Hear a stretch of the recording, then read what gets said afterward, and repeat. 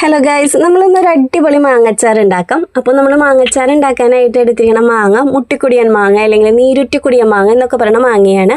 അപ്പോൾ നമുക്കിതൊന്ന് കഴുകിയിട്ട് ഇതിൻ്റെ മുകളിലുള്ള വെള്ളമൊക്കെ ഒന്ന് തുടച്ച് ഒന്ന് അരിഞ്ഞ് വെക്കണം. അത്യാവശ്യം വലുപ്പത്തിലാണ് ഞാനിവിടെ അരിഞ്ഞ് വെച്ചിരിക്കുന്നത്. എന്നിട്ട് ഈ അരിഞ്ഞ് വെച്ച മാങ്ങേനെ നമ്മളൊന്ന് വെയിലത്ത് വെച്ചിട്ട് ജസ്റ്റ് ഒന്ന് വാട്ടിയെടുക്കുന്നുണ്ട്. 1 മണിക്കൂറോളം ഒന്ന് വാട്ടിയെടുത്താൽ മതി. അപ്പോൾ ഈ ഒരു രീതിയിലാണ് നമ്മൾ വാട്ടിയെടുക്കേണ്ടത്. അപ്പോൾ ഇത് അത്യാവശ്യം വാടി വന്നിട്ടുണ്ട്. ഇതിലുള്ള ജലാംശമൊക്കെ ഒന്ന് വറ്റി വന്നിട്ടുണ്ട്. അപ്പോൾ ഇത്ര മാത്രമേ ഉള്ളൂ. ഇനി നമുക്ക് ഈ മാങ്ങ ഒന്ന് മാറ്റി വയ്ക്കാം. ഈ മാങ്ങയ്ക്കാണെങ്കിൽ അത്യാവശ്യം നല്ല തുലിക്ക് കട്ടിയുണ്ട്, അതുപോലെ നന്നായിട്ട് ഞാനുള്ള മാങ്ങയും കൂടിയാണ്. ഇനി നമുക്ക് പൊടിയൊന്ന് പൊടിച്ചെടുക്കണം. അതിനായിട്ട് നമ്മൾ പെരിഞ്ചീരകമാണ് എടുത്തിരിക്കുന്നത്. പെരിഞ്ചീരകം ജസ്റ്റ് ഒന്ന് ചൂടാക്കിയിട്ട് ഇട്ട് കൊടുക്കാം.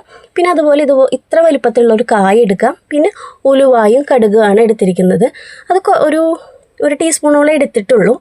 എന്നിട്ട് നമ്മളിതൊന്ന് പൊടിച്ചെടുക്കണം. ഈ ഒരു പരുവത്തിൽ വേണം നമ്മൾ പൊടിച്ചെടുക്കാനായിട്ട്. അത്യാവശ്യം കുറച്ച് തരിതരിയൊക്കെ ഉണ്ടാവും.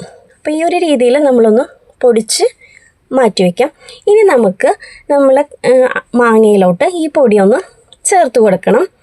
ഇനി നമുക്ക് ഇതിലേക്ക് വേണ്ടത് മുളക് പൊടിയാണ്. മുളക് പൊടി ഞാൻ എടുത്തിരിക്കുന്നത് നല്ല എരിവുള്ള മുളക് പൊടിയുണ്ട്, കാശ്മീരി മുളക് പൊടിയുണ്ട്. രണ്ടും കൂടി മിക്സ് ആക്കിയിട്ടാണ് നമ്മളിതിലോട്ട് ഇട്ട് കൊടുക്കുന്നത്.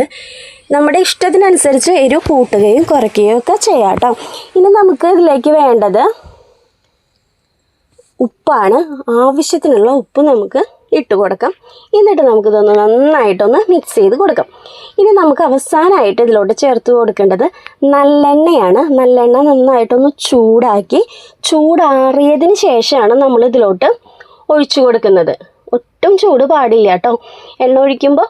എന്നിട്ട് നമ്മളിത് വീണ്ടും നന്നായിട്ടൊന്ന് മിക്സ് ചെയ്ത് വെക്കണം.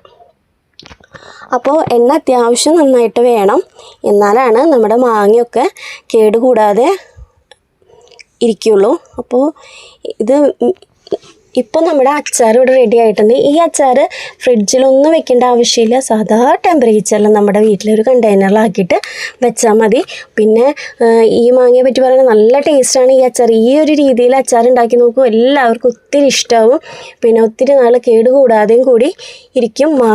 ഈ മാങ്ങ ഇങ്ങനെ അഴുകിപ്പോവേ അങ്ങനെ ഒന്നും ചെയ്യില്ല. നല്ല ടേസ്റ്റുള്ള മാങ്ങച്ചാറാണ് ഇത്. അപ്പോൾ എല്ലാവരും ഇതൊന്ന് മസ്റ്റായിട്ടും ട്രൈ ചെയ്ത് നോക്കണം. നമുക്ക് ഈ വീഡിയോ ഇഷ്ടമായ നിങ്ങൾ തീർച്ചയായിട്ടും ലൈക്ക് ചെയ്യുക, ഷെയർ ചെയ്യുക, അതുപോലെ തന്നെ സബ്സ്ക്രൈബ് ചെയ്യുക. അടുത്തൊരു വീഡിയോയിൽ കാണും വരെ ഓക്കെ, ബൈ, താങ്ക് യു.